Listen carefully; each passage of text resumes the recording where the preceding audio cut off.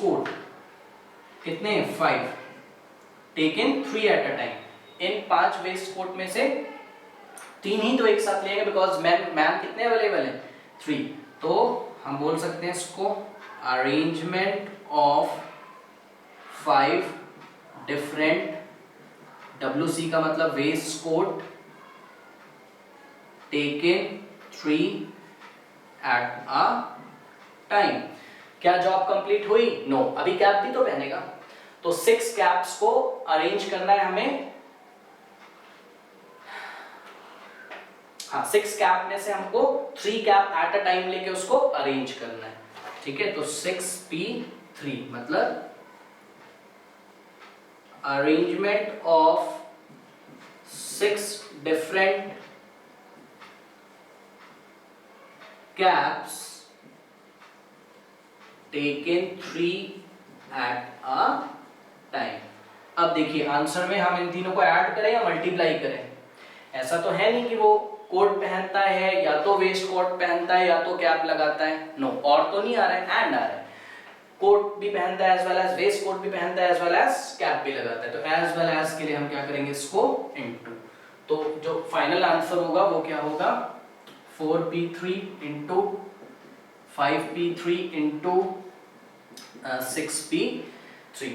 ठीक है, तो 4p3 into 5p3 into 6p3 और इसको आप सॉल्व करोगे, कर सकते हो आराम से, तो यू विल गेट 172,800 172,800। तो तेरा total 1,72,800 waste in which 3 men can wear 4 coats, 5 waist coats and 6 caps. Next.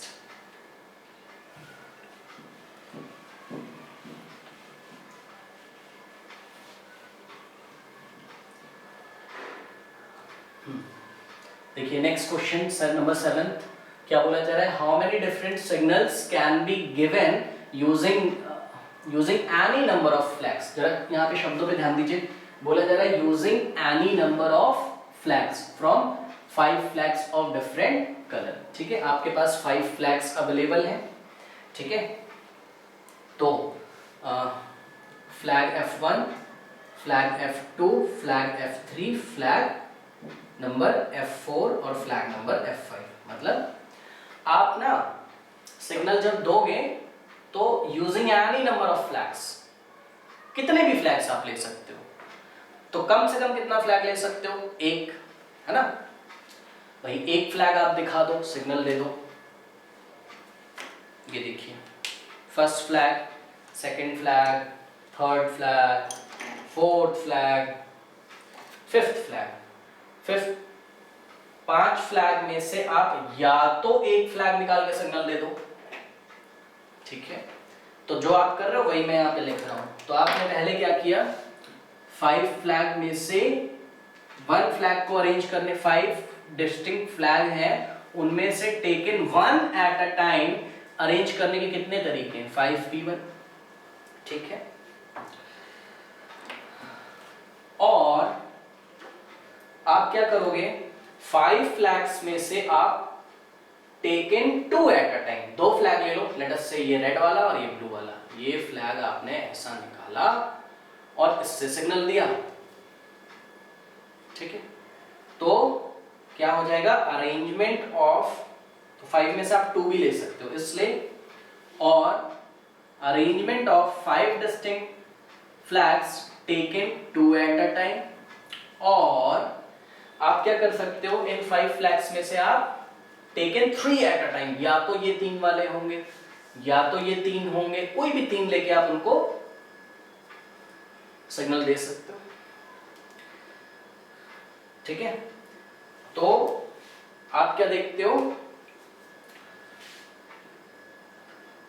We have total 5 flags and arrangement of 5 different flags taken 3 at a time is given by 5p3। और आप 4 flags भी ले सकते हो। तो इन distinct 5 flags जो आपके पास available हैं, इनमें से 4 flags at a time लेकर अरेंज करने के कितने तरीके होंगे? 5p4। और इन 5 डिफरेंट फ्लैग्स में से टेकन 5, क्या आप पांचों फ्लैग एक साथ नहीं ले सकते हो? ये देखिए पांचों फ्लैग आप एक साथ लेके सिग्नल दे सकते हो, ठीक है ना। तो अवेलेबल डिस्टिंक्ट ऑब्जेक्ट 5 है, taken all at a time means taken 5 eight a time. तो arrangement of 5 distinct object taken 5 at a time is given by 5p5। अब क्या आप 6 फ्लैग ले सकते हो? नो। तो वो जो एनी नंबर ऑफ फ्लैग लिखा है ना, वो अवेलेबल फ्लैग से ज्यादा नहीं हो सकता, क्योंकि 6 फ्लैग्स तो अवेलेबल ही नहीं है। तो बस यहीं पे खत्म हो जाएगा। या तो ऐसा हो सकता है, या तो ऐसा, या तो ऐसा, या तो ऐसा, या तो ऐसा। तो आप क्या करोगे, और की जगह आप क्या लगाओगे? प्लस। तो 5p1 plus 5p2 plus 5p3 plus 5p4 plus 5p5। और इसको आप आई होप कि सॉल्व कर सकते हो। ये हो जाएगा 5 factorial divided by 5 minus 1 factorial plus 5 factorial divided by 5 minus 2 factorial plus 5 factorial divided by 5 minus 3 factorial plus 5 factorial divided by 5 minus 4 factorial plus 5p5 5 factorial divided by 5 minus 5 factorial means 5 minus 5 0 होता है और 0 factorial 1 होता है, आपको पता है, ठीक है। तो आप इसको सॉल्व करिएगा एंड यू विल गेट 325, ठीक है। ये आप सॉल्व करोगे तो हो जाएगा 5 फैक्टोरियल 5 माइनस 1 कितना होता है? 4 factorial plus 5 factorial divide 5 minus 2 3 factorial plus 5 factorial divided by 2 factorial plus 5 factorial divided by 5 minus 4 1 factorial is 1, उसको मैं लिखूंगा नहीं। तो 5 फैक्टोरियल और लास्ट में भी ये हो गया 5 फैक्टोरियल, ठीक है। तो 5 रिडक्शन मेथड से बाहर लोगे तो 5 into 4 factorial divided by 4 factorial plus 5 into 4 बाहर लेंगे तो 3 फैक्टोरियल बचेगा divided by 3 factorial plus 5 into 4 into 3 into 2 factorial divided by 2 factorial plus 5 factorial कितना होता है? 120 प्लस 5 फैक्टोरियल कितना होता है? 120 because 5 into 4 into 3 into 2 into 1।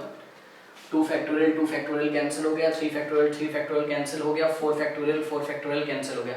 तो 5 प्लस 5 फॉर द 20, तो 5 plus 20 plus 5 for the 20 into 360 और प्लस 120 प्लस 120 तो 0 और 2 प्लस 2 4 240। इसको आप सॉल्व करोगे 240 प्लस 60 300 और 325, तो 325 वेज। नेक्स्ट क्वेश्चन देखते हैं, थोड़ा सा इंटरेस्टिंग क्वेश्चन है।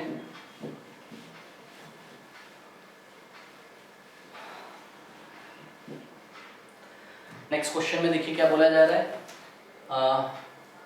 Question number 8, in an examination hall there are 4 rows of chairs. तो 4 रोज है, आप इमेजिन कर सकते हो, ठीक है।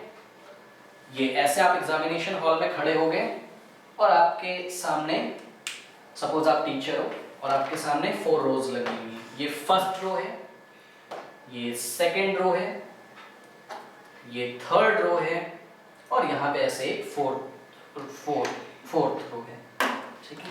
तो ये देखिए ऐसे आप सोच सकते हो, ये 4 रोज आपको दिखाई पड़ रही है सामने से खड़े होकर। आगे पढ़ते हैं क्या बोला जा रहा है। Each row has 8 chairs, one behind the other, ठीक है। तो 1 2 3 4 4 रोज होंगे और हर रो में कितनी चेयर है? 8। 1 चेयर 2 चेयर 3, एक के पीछे एक रखी होंगी। 1 चेयर 2 चेयर 3 4 5 6 7 8। सेकेंड रो आप देखोगे, सेकेंड रो में भी आपको 1 2 3 4 5 6 7 8। थर्ड रो आप देखोगे, थर्ड में भी 8, फोर्थ में भी 8। तो हर रो में कितनी चेयर्स हैं? 8। तो अब ऐसा तो मैं आपको दिखा नहीं सकता हूं, तो मैं बना लेता हूं व्हाइट बोर्ड पे। देखिए थोड़ा सा ध्यान से इसको। ये रो 1 है, ये रो 2 है, ये रो 3 है और ये रो नंबर 4 है, ठीक है। अब 8 चेयर्स लगा देते हैं। चेयर 1 2 3 4 5 6 7 8। 1 2 3 4 5 6 7 8। 1 2 3 4 5 6 7 8 1 2 3 4 5 6 7 8। ठीक है, अच्छा अब आगे बढ़ते हैं। क्या बोला जा रहा है? There are 2 classes sitting for the examination.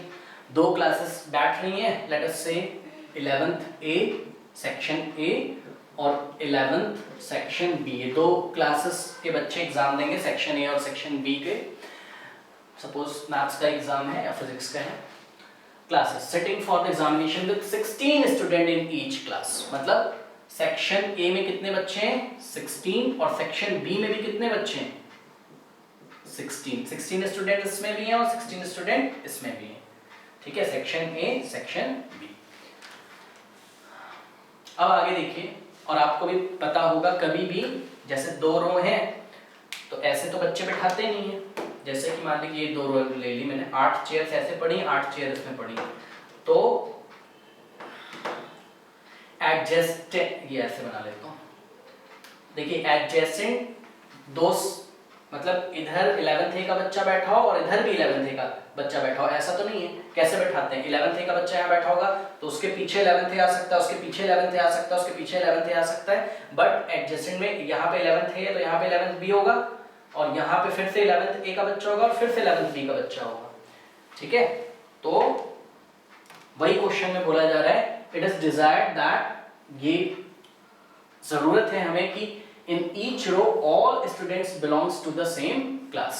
Her row में सेम क्लास के बच्चे हों। मतलब इस रो में अगर सेक्शन A का बच्चा आ रहा है तो यहाँ भी सेक्शन A का बच्चा, तो यहाँ भी सेक्शन A का बच्चा, तो यहाँ भी सेक्शन A का बच्चा, तो यहाँ भी सेक्शन A का बच्चा, तो यहाँ भी सेक्शन A का बच्चा, तो यहाँ भी सेक्शन A का बच्चा। ठीक, लेकिन अगर आप आगे पढ़ते तो क्या बोलता है? And that no 2 adjacent rows are allotted to the same class. मतलब ये देखिए रो 1 के एडजेसेंट रो 2 है, तो यहाँ पे सेक्शन A का बच्चा नहीं बैठ सकता है।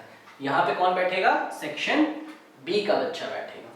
देखिए ये सेक्शन B, यहाँ भी सेक्शन B, क्योंकि ये हमसे बोला जा रहा है कि हर एक रो में एक के पीछे एक तो सेम सेक्शन का बच्चा बैठ सकता है, बट एडजेसेंट रोज में सेम सेक्शन का बच्चा नहीं बैठ सकता है, सेम क्लास का बच्चा नहीं बैठ सकता है। तो यहाँ पे बी सेक्शन का B। अब देखिए यहाँ पे फिर से कौन बैठा होगा? A क्लास का बच्चा, सेक्शन A का। ठीक है, ठीक है, अच्छा कोई बात नहीं, आप ऐसे बोल सकते हो सेक्शन A का ना फिजिक्स का पेपर है और सेक्शन B का किसका पेपर है? मैथ्स का। ऐसे कर लो, नहीं तो चीटिंग तो हो ही जाएगी ना भाई। समझने के लिए आप एक को 10th क्लास ले लो, एक को, मतलब 2 अलग अलग क्लासेस हैं ये आप सोच के चलो। तो यहाँ पे क्लास B का बच्चा बैठ सकता है। ठीक है, देखिए अब ध्यान हमको ये देना है कि ऐसा पॉसिबल है और ऐसा भी तो पॉसिबल है। क्या? या तो ऐसा हो सकता है, ध्यान से देखिएगा भाई, और या तो ऐसा भी तो हो सकता है। क्या? ये रो 1 है, ये रो 2 है, ये रो 3 है, ये रो 4 है। ठीक है ना? देखिए अभी हमने क्या किया है, हमने अपने मन से क्या किया है कि हमने अपने मन से रो 1 में सेक्शन A के बच्चे बैठा दिए। जरूरी तो नहीं है ऐसा, तो ऐसा भी तो हो सकता है कि अगर रो 1 में सेक्शन B का बच्चा बैठ गया तो 1 पहले बना लेते हैं, 2 3 4 5 6 7 8 चेयर्स हैं। B B B B B B B। रो 2 में 1 2 3, हर रो में कितनी चेयर्स हैं? 8 चेयर्स हैं। ठीक है, यहाँ A, तो यहाँ A, तो यहाँ A, तो यहाँ A, यहाँ A, यहाँ A, यहाँ A, यहाँ A, 1 2 3 4 5 6 7 8, 1 2 3 4 5 6 7 8। तो यहाँ B सेक्शन का बच्चा, B का B का B का B का B का B का B का, A का A का A का A का A का A का A का A का। तो ये दोनों कंडीशन पॉसिबल है। ठीक है, और थोड़ा सा अगर आप ध्यान दो, पहले यहाँ पे मैं क्या करता हूँ, केस नंबर 1, अगर ऐसी सिचुएशन होगी तो बच्चों को बैठाने के कितने तरीके हैं? देखिए जरा ध्यान दीजिएगा, जॉब क्या है? क्लास सेक्शन A के बच्चों को भी बैठाना है as well as section B के बच्चों को भी बैठाना है। तो एज वेल एज, तो एज वेल एज, इसको मैं रब करता हूं, यहां पे बनाते हैं इसको। देखिए, तो यहां की अगर मैं बात करता हूं केस 1 की, तो सेक्शन ए को एक में कितने बच्चे, तो आंसर है सेक्शन ए में टोटल 16 बच्चे, और इन 16 बच्चों को कितनी प्लेसेस पे प्लेस करना है, 16 प्लेसेस पे प्लेस करना है, ठीक है ना। तो सेकेंड स्टेटमेंट का आप यूज करोगे, total number of ways in which we can fill our places when we have n distinct things. Because आप देख सकते हो टोटल बच्चे 16 है और चेयर्स कितनी है, सेक्शन ए के बच्चों को देखो बस 1 2 3 4 5 6 7 8 9 10 11 12 13 14 15 16।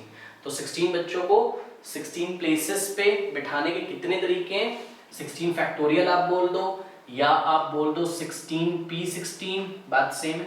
क्या जॉब कंप्लीट हुआ, नो। एज वेल एज अभी सेक्शन बी के बच्चों को भी बिठाना है, तो सेक्शन बी के टोटल कितने बच्चे हैं, 16, और इनको कितने डिफरेंट प्लेसेस पे बैठाना है, 16 पे। तो सेक्शन बी के 16 बच्चों को भी 16 डिफरेंट प्लेसेस पे बैठाने के कितने तरीके हैं, 16p16 मतलब 16 फैक्टोरियल 16, और लगा है प्लस लगा दिया। सिमिलरली यहाँ पे सेक्शन ए के बच्चों को बैठाने के टोटल बच्चे कितने हैं, 16, और इनको कितने प्लेसेस पे अरेंज करना है, 16 अरेंज करना है। ध्यान दीजिए, बिकॉज देखिए ये कोई बंदा है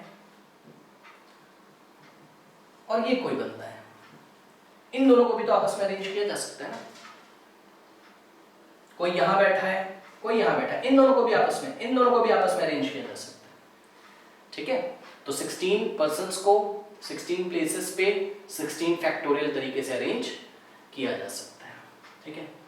हाँ, तो सेक्शन ए के बच्चों को बैठा दिया, as well as section B के स्टूडेंट्स को फिर से केस नंबर 2 में बैठाने के कितने तरीके, 16 फैक्टोरियल मतलब 16p16। तो ये आंसर हो गया आपका 16 फैक्टोरियल इंटू 16 फैक्टोरियल, ठीक है। तो 16 फैक्टोरियल इंटू 16 फैक्टोरियल मतलब जैसे ये नहीं होता था x into x plus x into x, तो आप क्या बोलते थे कि भाई 2 टाइम्स x इंटू एक्स आ रहा है, तो वही तो है 16 factorial into 16 factorial plus 16 factorial into 16 factorial is given by 2 times 16 factorial into 16। अब इसको मैं ऐसे ही छोड़ देंगे बिकॉज बहुत बड़ा नंबर आ जाएगा, 16 इंटू 15 इंटू 14 इंटू 13 ऐसा करके आ जाएगा, है ना। तो उसको हम ऐसे ही छोड़ देते हैं।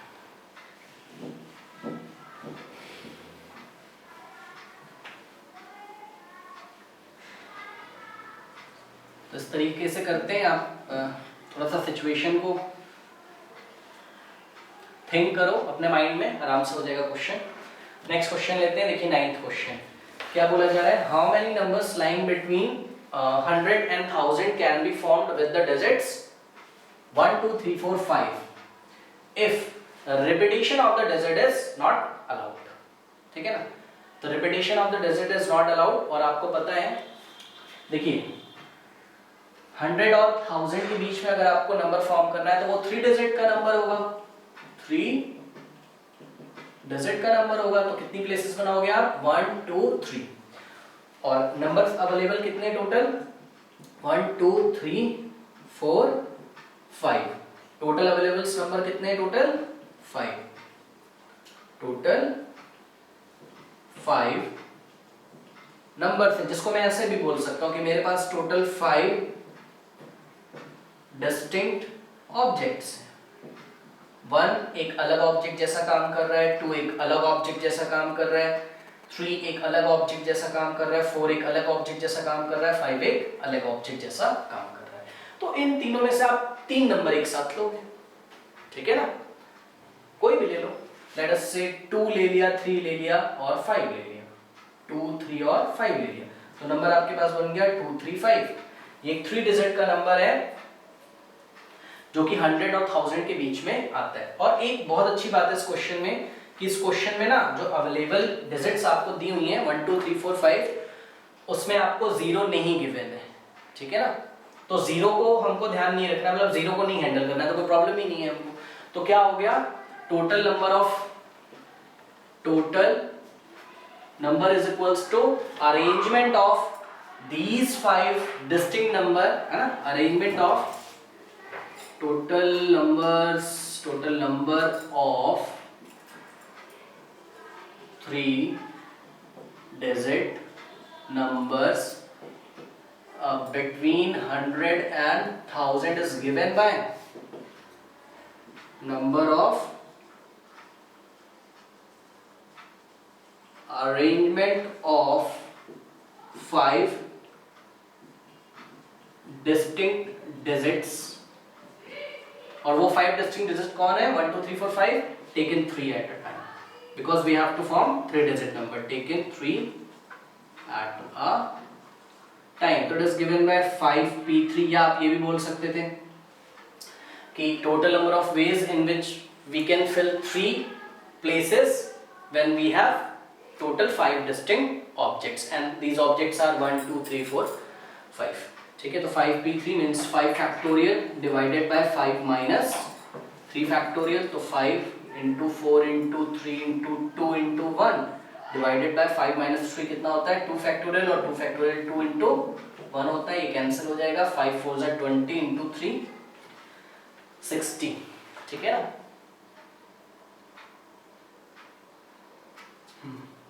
नेक्स्ट क्वेश्चन देखते हैं, लास्ट। यहां पे थोड़ा सा हमको ध्यान देना है। देखिए क्वेश्चन नंबर 10 में ना और 9 में क्या डिफरेंस है? देखिए 9 में 0 नहीं था, अभी यहाँ पे पढ़ते हैं क्या बोला जा रहा है। How many 4 digit numbers, 4 digit numbers, तो बना लेते हैं। प्लेसेस कितनी होंगी? 4, तो 1 2 3 तो है, एक और बढ़ा दिया, 4 प्लेसेस हैं। How many 4 digit number can be formed with distinct digits, with distinct digits. और देखिए इस हमको पता है टोटल कितनी डिजिट्स अवेलेबल होती है किसी भी नंबर को बनाने के लिए। यहां पे आपको डिजिट्स गिवन थी कि 1 2 3 4 5 में से आपको 3 डिजिट का नंबर बनाना है। यहां पे मेरे को सेट नहीं गिवन है, तो हम पहले भी कर चुके हैं, है ना। तो जब नहीं गिवन होता तो हमको पता है कि इस दुनिया में टोटल 10 डिजिट्स अवेलेबल हैं, 0 1 2 3 4 5 6 7 8 9। तो 0 1 2 3 4 5 6 7 8 और 9, ठीक है। टोटल 10 डिजिट्स हमारे पास अवेलेबल है, ठीक है। तो 4 डिजिट का अगर मैं नंबर बनाऊं, ठीक है, और बना के मेरे को ध्यान भी रखना है 0 है यहाँ पे, 0 को हैंडल करना बहुत इंपॉर्टेंट होता है। तो हम इसको भी देखते हैं। पहले तो हम ये देख लेते हैं कि इन 10 डिजिट्स में से 4 डिजिट्स एट अ टाइम लेके कितने नंबर बन सकते हैं 4 डिजिट के, ठीक है। तो total numbers, total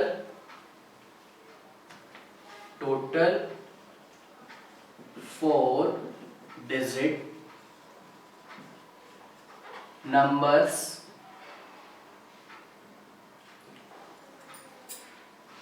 formed by 10 digits taken 4 at a time।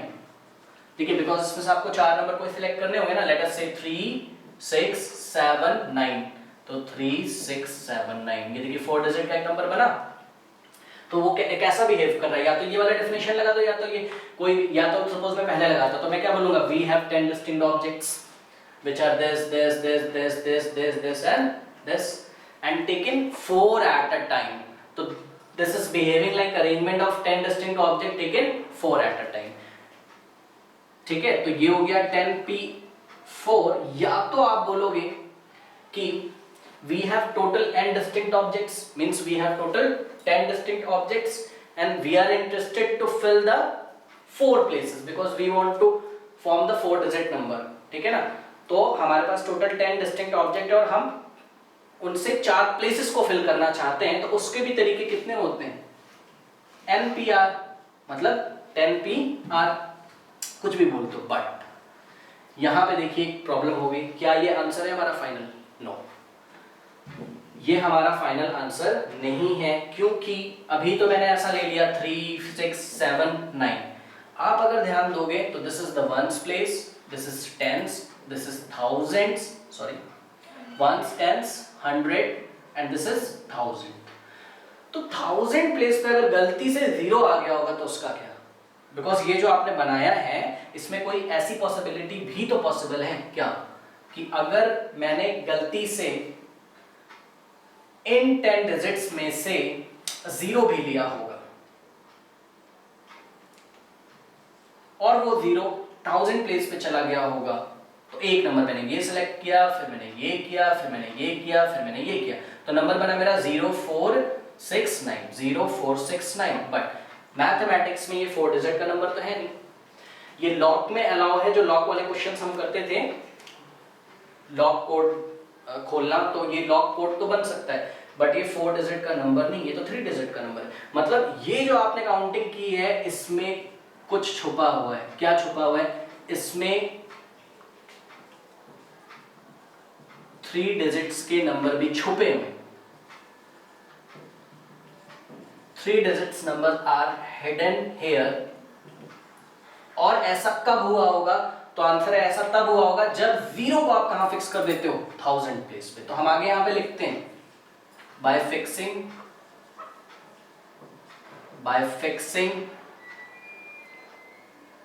0 at 1000 place.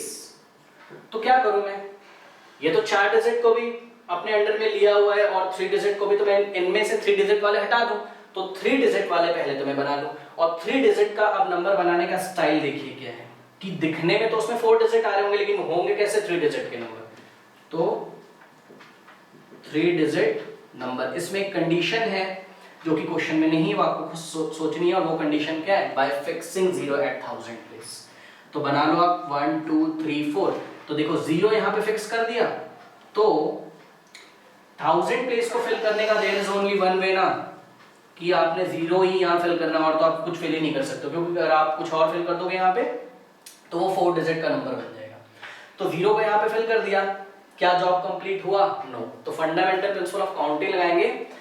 Now we have to fill ones place, we have to fill tens place, we have to fill 100 place. अभी ये तीनों place भी तो fill करना है।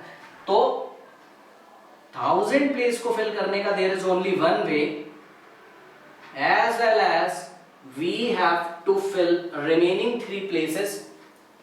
और इन 3 places को fill करने के कितने तरीके होंगे? 0 is not available now। 0 आप यहां पे फिल कर चुके हो, तो अब आपके पास कितने नंबर्स, कितने डिजिट अवेलेबल है? तो अब हमारे पास 1 2 3 4 5 टोटल 9 डिजिट्स अवेलेबल है। तो ये जो रिमेनिंग 3 प्लेसेस हैं इनको 9 डिस्टिंक्ट ऑब्जेक्ट्स या 9 डिस्टिंक्ट डिजिट्स से फिल करने के कितने तरीके हैं? NP3। तो ये जो है, अच्छा 1 into NP3 कितना आ जाएगा? NP3 ही आ जाएगा। तो ये जो 1 into 9P3 क्या आ जाएगा? 9P3। ये जो 9P3 है ये ना इस तरीके का नंबर है, कुछ ऐसा या कुछ ऐसा 0569, जिसमें 0 1000 प्लेस पे फिक्स है और रिमेनिंग प्लेसेस हमने इन 9 रिमेनिंग डिजिट्स में से बनाई हुई है। और टोटल 10 डिजिट्स में से 4 डिजिट्स को लेके कितने नंबर बने? इतने। तो हमको तो 4 डिजिट का नंबर चाहिए, तो required numbers are given bye,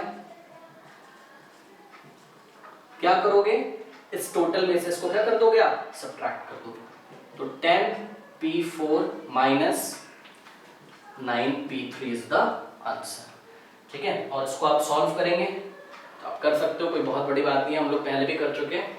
तो 10P4 विल बी, सॉल्व करिएगा 5040 माइनस 9P3 विल बी 504। तो इसको आप सब्ट्रैक्ट कर दो 4536। ठीक है ना? तो ध्यान रखिएगा, ये 0 वाला हम लोग पहले भी डिस्कस कर चुके हैं पहले ही क्लास में। ये थोड़ा सा प्रॉब्लम करते हैं, इसको 0 को हैंडल करना बहुत जरूरी है। ठीक है, ओके, थैंक यू।